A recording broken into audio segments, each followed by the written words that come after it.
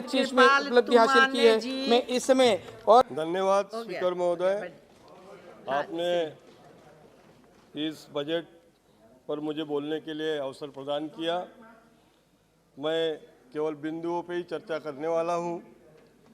प्रधानमंत्री आवास योजना के बारे में हमारे वित्त मंत्री साहब ने बताया कि 80 लाख मकान हमारे बनाए जाएंगे, लेकिन इसमें सबसे बड़ी खामियां ऐसी कि जो डाटा आज उपलब्ध है ये 2011 का डाटा है, जिससे जो सही मायने में उसके जो लाभार्थी है जिनको ये बेनिफिट्स मिलना चाहिए वो नहीं मिल रहा है।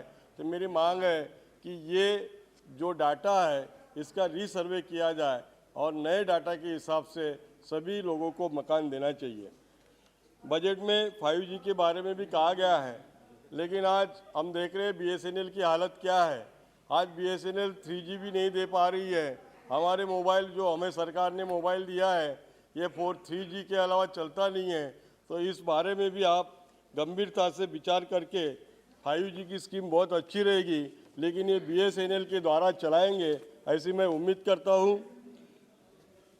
मैडम, उर्वरक का जो मामला है ये बहुत ही गंभीर विषय हमारे देश के लिए है। आज जो यूरिया पर से या जो फर्टिलाइज़र है उस पर से जो सब्सिडी कम कर दी है, जिससे किसानों को काफ़ी नुकसानों का सामना करना पड़ रहा है। मेरी सरकार से इस विषय में मांग रहेंगी। किसानों की हालत बहुत गंभीर है। देश के सभी किसान जो हमारे वेदर है, इस वेदर के कारण जो हालात पैदा हो जाती है, कभी भी बारिश आ जाती है, तो उस मामले में जो पहले जो सब्सिडी थी उसको याद इट इज अगर किया जाए तो बहुत अच्छा होगा।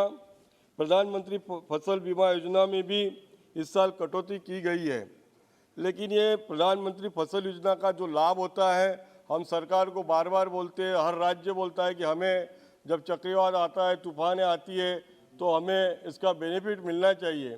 लेकिन जब हम बस इस बीमा योजना का लाभ ले रहे हैं, हम बीमा उसका किसान निकाला है खेती का, तो इसकी ज़रूरत क्यों पड़े? क्योंकि ये जो हमारे जो एजेंसी होती है ये एजेंसियां किसानों के खेत तक आके उनको कोई लाभ नहीं देती है। इस बारे में भी सरकार ने गंभीरता से सोचने की बहुत ज़रूरत है। मैं एक और भी बहुत महत्व का विषय है कि कोरोना के पहले जब 2020 में कोरोना आना था उस समय हमारे जो बच्चे थे, अनएम्प्लॉयड लोग थे मैडम, वो उनकी आयु लगभग एलिजिबिलिटी की आखिरी इसमें आई थी और 2 साल हमारे कोरोना में जाने के कारण सरकार ने इसके ऊपर बहुत गंभीरता से ध्यान देके उनको 2 या 3 साल की मुदत बढ़ा देना चाहिए। किसानों के लिए एक सबसे अच्छी योजना नाबार्ड के द्वारा हमारे देश में इम्प्लीमेंट की जाती है। बहुत अच्छी संस्था है।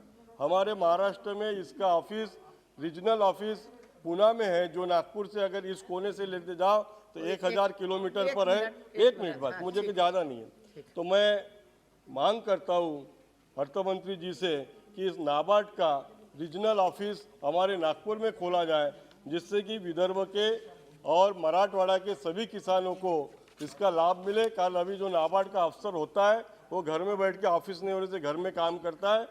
मैं थोड़े मेरे कॉन्स्टिट्यूंसी के पिछले बजट में जो घोषणा हुई थी मैडम, 2017 में मेरे नागपुर में नायपर की घोषणा हुई थी, लेकिन उस पर अभी तक कोई अमल नहीं हो रहा है, कोई कार्रवाई नहीं हो रही है।